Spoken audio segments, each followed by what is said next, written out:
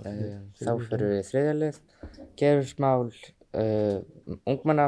Felix Hrafn Stefánsson tekur til mála.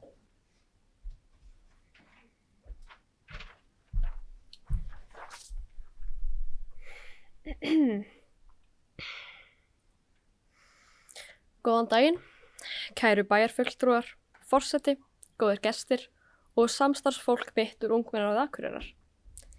Hér stend ég fyrir hönd ungmenna á Akureyri og bið aukna og virkari þátttöku skólaráðgjafa og skólasálfræðinga innan skólastarfseminnar. Ungmenn sem tóku þátt í stórþingi ungmenna 28. febrúar fyrr á þessu ári deildu með okkur að erfitt sé að fá hjálp þar sem til dæmis séu þau lítið upplýst hvar þau geta fengið andlega aðstoð. Einnig langur biðtími eftir sérþjónustu og það að leita sér hjálpar ókveikjandi fyrir mörg og því fylgir skömm. Skólaráðgjafar eru mikið fjarverandi þar sem þeir eru ekki í fullu starfi og þar af leiðandi ekki ávallt til staðar þegar þörf á þeirra sérfræðisviði. Þægilegast væri fyrir mörg ungmenni að fá slíka þjónustu í kunnuglegu umhverfi hjá kunnuglegum ráðgjafa í skólanum sínum. Takk fyrir mig.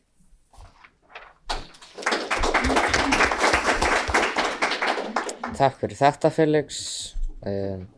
Lára Halldóra Eiríksdóttir tekur til máls. Bæjarfulltrúi.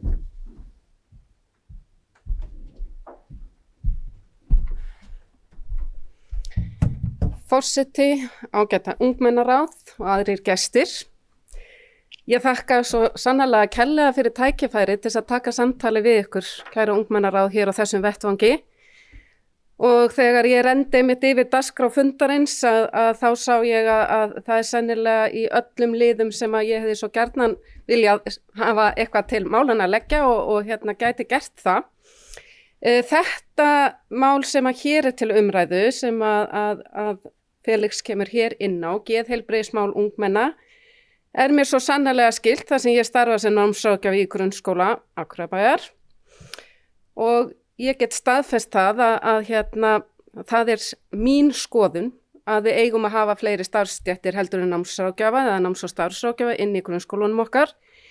Sjálf hef ég persónulega reynslu af því að starfa með skólasálfræðingi í mínum skóla í 5 ár, þar sem að var sálfræðingur í starfi við Giljaskóla og ég fann hversu miklu máli þetta skipti og ég hef verið ötul talsmanneskja þess að við fáum fleiri fagstéttir inn í skólana. Og það sannarlega rétt að við sem að störfum við náms- og starfsráðgjöf, okkar menntun innifelur ekki í rauninni einmitt þessa sálfræðilegu aðstoð þó að við fáum að sjálfsögðu grunn í því og viðtalstækni og hæfni til þess. En þá eru aðrar stéttir okkur færar í ýmsum málum og það hreinlega stendur í okkar siðareglum að á ákveðnu tímapunkti þá beri okkur að vísa okkar skjólstæðingum til annara fagstétta sem að séu til þess menntaðir að takast á við ýmis mál. Og það væri svo sannarlega langbest að sú þjónusta gæti farið fram innan veggja skólans, þar sem að vonandi flestir telja sig örugga og líður vel og eiga sér sinn talsmann. Þannig að ég tek þetta erindi áfram og mun taka þátt í samtalinu það. Takk. Takk fyrir þetta, Lára. Og við förum Erika Arna Sigurðardóttir tekur til máls. Upplýsingar, já, ég segi það. Já, segi það. Hún flytur upplýsingar geðheilbrigðismál. Virðulegi forseti, fulltrú ungmennaráðs, bæjarstjórnar og aðrir góðir gestir. Ungmenni bæjarins kalla eftir betri og aðgenglegri upplýsingum þjónustu tengda geðheilbrigði. Það að segja hvað sé í boði fyrir þau, hvenær og hvert þau eiga að leita. Takk fyrir mig. Takk fyrir þetta, Erika. Brynjólfur Ingvarsson tekur til mála. Bæjarfulltrúi.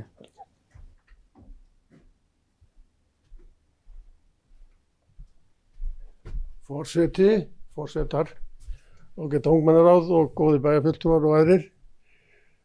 Ég nú búinn að starfa það bil eina starfsævi í geðheilbrigðisþjónustunni, þannig að ég geti nú átt svör við ýmsu sem að bera á góma, geti tala hérna alveg allan daginn, en svona snertiflöturinn millir þess sem að ég þekki til og skólana eða framhaldsskólana yrði þá, eða hefur þá verið í gegnum námsráðgjafa, gegnum skóla sálfræðinga og svo þegar að verulega illa gengur og prófkvíði eða frammistöðu kvíði fyrir að verða of ágengur, að þá liggur leiðin til heimilislæknis eða heilsugæslunnar og þaðan yfir í sérfræðinga. En það sem að gerist fyrst þegar að skólafólki líður illa, og ég náttúrulega mína reynslu af skólagöngu, fyrst þegar vanlíðan fer að trufla námið og getuna, þá náttúrulega inn á heimilunum þar sem að umræðan á að byrja. Þar verðum við alltaf að byrja að skoða hvað hægt að gera innan veggja heimilisins, inn í fjölskyldunni. Geta allir fjölskyldumeðlim hjálpast að við að taka á því þegar einn kvíðinn eða líður illa eða nær ekki árangri í sínu námi. Og svo hef ég stundum velt í fyrir mér og margir aðrir reynda líka, af hverju höfum ekki svolítið meira geðrækt í skólanum? Af hverju það ekki bara innan námsgreinunum í öllum skólum að framhaldsstigi að þjálfa sig í geðrækt, alveg svo við höfum líkamsrækt og við höfum allar frumstöðvarnar fyrir líkamann, þurfum við ekki líka geðrækt. Og ég held að ég seti bara punktinn þar. Takk fyrir. Takk fyrir þetta, Brynjólfur. Næst förum við í vellíðan í skólum og Lilja Dögun Lúðvíksdóttir tekur til mála.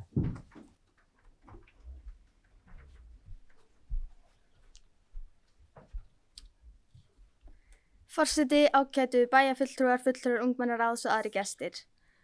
Ungmenni kalla eftir því að starfsfólk skóla sé opnara gagnvart fjölbreytileikanum sem í nemendahópnum og sýniði meiri skilning.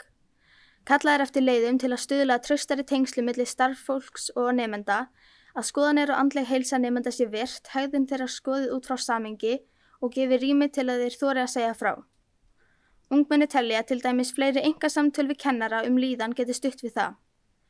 Þá óskað eftir meira uppbroti á skólatíma, til dæmis í formi aukinnar hreyfingar og útiveru, því það geti bætt samskipti í bekknum og andlega heilsu nemenda. Takk fyrir mig.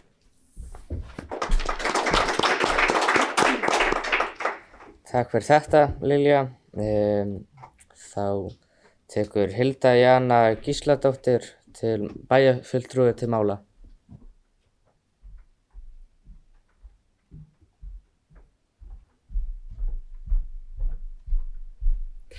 Forseti, ágætu bæjarfulltrúar, unga fólksins, gaman að vera með ykkur hérna í dag og ótrúlega gott fyrir okkur að fá innsýn í málefni sem þið að ræðum og ég sérstaklega ánægð með það hversu mikið þið að vísa til ungmennaþingsins sem ég veit að hefur þar sem að mikil umræða hefur átt sér stað með miklu fleira fólki. Sumt af því sem við erum að heyra núna kunnulegt stef, því ég veit að Telma hefur nú setið hérna áður að það sum af þessum málum sem við höfum rætt hérna áður sem kannski sýnir okkur hversu mörg þeirra eru eitthvað sem að flest ungmenni hafa áhuga á því að fá að ræða og á þau sé hlustað. Varðandi það vellíðan í skólum, þá finnst mér það, og það tengist svo mörgu, tengist eiginlega líka að einhverju leiti fyrsta málinu sem Lilja kom inn á í dag varðandi ákallum meira umburðarlyndi, meiri fjölbreytileika, meiri skilning, meiri fræðsla, því að fræðsla þetta á það til að brjóta upp fordóma, hreinlega. Það er og samtalið, og mér var gott að koma inn á samtalið hvað það skiptir máli að fræðsla í formi mjög svona fræðilegs fyrirlestus í staðin fyrir bara að skapa vettvang og svigrúm þar sem að fólk getur tala saman álitaefni, það hvað í gangi í kringu þau skiptir líka máli og skapa það svigrúm. En vellíðanin ein og sér, mér langaði bara að nefna það sem að kemur að bæjarstjórn, er að við erum núna að vinna í því sem er mannréttindastefna Akureyrarbæjar og akkurat núna og til 11. maí þá er hægt að veita umsögnum hana. Hún er á heimasíðun eða googlið bara mannréttindastefna Akureyrarbæjar. Það er drög og hún er undir yfirskriftinni alls konar Akureyri sem að mér finnst til dæmis mjög gott heiti. En það kemur kannski inn á þetta hvort að við séum að gera nægilega mikið í tengslu við mannréttindastefnuna það sem að við kemur skólamálum. Síðan eru þetta alltaf svolítið svona óljóst hvað segir bæjarstjórn og hvað er síðan eitthvað samtal sem hreinlega þarf að eiga sér stað einhvern veginn á milli kennara og nemenda eða innan kennara samfélagsins sjálfs. En það skiptir máli að fá fram í rauninni þetta að það sé verið að kalla eftir meiri skilningi innan skólakerfisins og þessi traustu og góðu samskipti skiptir máli. Þannig ég myndi alveg telja að fræðsluráð geti milligengi það að minnstakosti að koma þeim upplýsingum á framfæri til kennara og skólastjórnenda sem að gætu kannski haldið áfram með að ræða það milli kennara og nemenda að einhverju leyti. Að því að það er kannski svolítið skrítið fyrir okkur sem erum ekki kannski inni í daglega lífinu að koma þar en vissulega setjum við stefnuna og það er mannréttindastefnan 1. Fræðslustefna Akureyrarbæjar er annað og það á auðvitað að vera þannig að allir grunnskólar séu að vinna eftir þessum stefnum sem að við setjum. En mér finnst þetta skipta allavega máli og ég hvet ykkur ef þið hafið umsagnir þessa mannréttindastefnu og kannski tengslu við þetta, hvetja ungmennaráð til þess að henda inn smá svona formlegri athugasemd þar af því það getur hreinlega verið eitthvað sem að bara skila sér í stefnunni og í því samhengi varðandi fræðsluna og opnari gagnvart fjölbreytileikanum er líka ánægilegt að mínu mati að Akureyrarbær hafi nýverið skrifað undir fræðslusamning við samtökin 78 sem er hluti af því mikilvæga fræðslustarfi sem ég tel að þurfa að minnstakosti að eiga sér stað og opnar líka grundvöllin fyrir annars konar fræðslu heldur en bara alltaf á milli kennara og nemenda. En við að minnstakosti þá getum gert þetta, koma þessum upplýsingum á framfæri til kennara og hvetja til aukina samskipta, hvetja til þess að hlusta sig á nemendur og að þessi andlega heilsa sé virt. Af því að auðvitað viljum við búa í samfélagi þar sem við getum öll verið bara alls konar og við berum öll bara virðingu fyrir því að við erum alls konar auðvitað innan einhvers ramma að eðlilegs ramma að koma vel fram við aðra að bara faðma þann kærleika að við getum bara verið alls konar og það er bara frábært. Það væri glatað ef við værum öll eitthvað copy-paste útgáfa af einhverju einu ljósriti. Þannig að takk fyrir þetta einlega.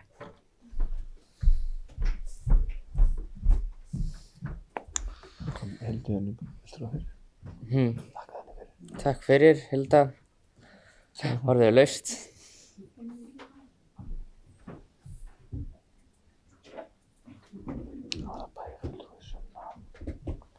Jóhannesdóttir tekur til máls. Bæjarfulltrúi Sunna Jóhannsdóttir tekur til máls. Takk fyrir, forseti og kæra ungmennaráð. Bara takk aftur fyrir frábæra umræðu. Mér langaði bara aðeins að koma aftur upp og bregðast við umræðu geðrækt. Mér fannst punkturinn sem bæjarfulltrúi Brynjólfur kom með geðræktina alveg ótrúlega góður og af hverju ætti það ekki verið námskrá alveg eins og hreyfing og fleira. Þannig að mér langaði bara aðeins að bregðast við því að því við erum dálítið að tala á yfirborðinu en kannski ekki aðgerðum sem er kannski eðlilegt að þeir svo fer þetta áfram í ferlinu eða kerfinu og það er kannski tökum við aðgerðum en ég hef haft svona smá hugmyndi í smá tíma sem mér þætti það bara frábært að bera undir ykkur unga fólki hvort það myndi virka eða ekki að því að við vorum að tala geðrækt og það er valið okkar á unglingastigi og eins og þið þekki þá er ótrúlega fjölbreytt í boði þar og ég hef svona verið spá hvort að hugræn atferlismeðferð ætti ekki heima þar. Ég veit ekki hvort að þið þekkið hugræna atferlismeðferð sem snýra því að við beitum rökhugsun kannski til að leiðrétta einhverja hugsunavillu hjá okkur. Og þetta er ótrúlega gott bæði fyrir kvíða, félagsfælni og fleira. Þannig að mér langar kannski heyra ykkar skoðun þess að það að vera að bjóða upp á svona námskeið, ég veit ekki hvort að heilsugæslan er með það eða sjúkrási, þar sem að fólk getur farið í svona meðferðir í hópatímum, í hugrænni atferðlismeðferð. Og þetta getur til dæmis verið liður bara í farsæld barna, fyrsta stigi, ákveðin forvörn, að ég átta mig á að þetta er ekki fara að bjarga neinum sem er komin á hættulegan stað, en fyrir þá sem er farnar að finna fyrir einhverjum hugsunarvillum, þá getur þetta verið gott tæki. Ég veit að sálfræðingar bjóða bæði upp á hópatíma og svo líka þetta að kaupa svona einstaklingsnámskeið á netinu sem að geti kannski henta sumum og þá fengi það metið sem val, að því ég myndi þá vilja að Akureyrarbær greiddi fyrir þessi námskeið, þess að þjónustu, sálfræðingar kæmi inn í skólan og væri með svona námskeið í vali. Þannig að mér langar bara að spyrja ykkur ef einhver vil svara, haldið þið að ungt fólk myndi treysta sér í svona hóptíma í hugrænni atferðlismeðferð í vali? Eða að því að mín tilfinning er að ungt fólk, þetta er ekkert feminisma lengur að vera að díla við alls konar hugsanir. Takk fyrir. Takk fyrir þetta, Sunna. Orðið er laust. Telma Ósk Þólasdóttir tekur til mála.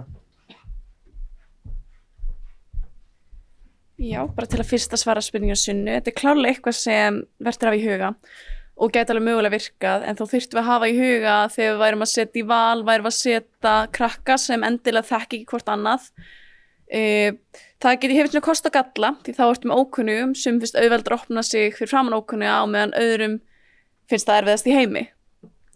Þannig að það er þessi kostur og galla sem myndi fylgja, en það væri klárlega eitthvað sem væri verðt að líta betur inn í, sérstaklega þess að við erum að bjóða upp á þetta val fyrir þá sem vilja leita sig hjálpar og vilja fara í þennan hluta lífinu betur, þá af hverju erum við ekki að bjóða þetta. Til að fara aðeins meira líka í það sem rætt var þetta áðan, með eins og aðgengi að skólaþjónustu, þá vildi ég bara impra á mikilvægi þess að skólasálfræðingar eru náttúrulega ekki það sama og námsráðgjafar. Og það er alveg misskilningur sem hefur komið upp í grunnskólum af því að námsráðgjafar hafa þurft að taka þennan skólasálfræðinga dúr líka af því það er ekki skólasálfræðingur til staðar. Og ég upplifði það sjálf þegar ég var í grunnskóla að námsráðgjafar og skólasálfræðingur, þetta var orðið það sama. Og þetta virkar bara ekki til langs tíma. Og ég viðurkenni alveg sjálf þegar ég var í kerfinu þá var svona smá fordóma sem komu í kringu það að fara til námsráðgjafa að því að hann var svona líka svo sálfræðingurinn og á þessum tíma þegar ég var allavega þá var, ef þú varst að fara til sálfræðings þá var eitthvað að þér. Þetta var ekki, þú gast ekki fara til námsráðgjafa til að spyrja út í framhaldsnámi eða starfsmöguleika eða starfsnám eða það sem hann á að vera að gera.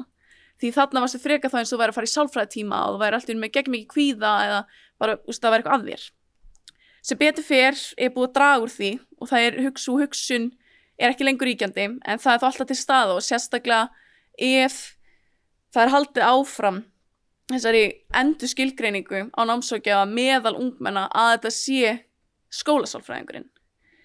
Þetta myndi hjálpa að leysa vandamálið sem við vorum að tala í fyrsta, að kynning á framhaldsnámi meðal annars, að þegar þú ert komið námsráðgjafa sem er námsráðgjafi og þau hugsa hann sem námsráðgjafi en ekki skólasálfræðing, þá eru krakkar þar leiðandi líklegri til að leita til hans með þessi vandamál. Síðan vil ég líka einhverja þess mikilvægi að þegar var komið inn á það að samtala ætti að byrja heima, þó svo ég svo sannarlega sammála því að það er alltaf gott að hvetja foreldra til að eiga þetta samtal og foreldra eiga þetta samtal heima, þá verðum við að muna að það eiga ekki allir því miður þetta bakland heima fyrir sem þarf til að geðheilbrigðissamtali geti átt sér stað. Það eru fordómar sum staðar, sem finnst mjög erfitt að bara tala um þetta í heildina. Þannig að með því að komast inn í skólakerfið og opna krakkana fyrir þessu á unga aldri erum við að hjálpa þar leiðandi framtíða kynslóðum að eiga þetta samtal og komast það út úr þessu vítahring sem er aldrei búið að skapast með samfélagslegum fordómum. Takk fyrir mig. Takk fyrir þetta, Telma. Og það er orðið laust. Ekki fleiri sem vilja þau. Ekki fleiri sem ætlar að tjá sig.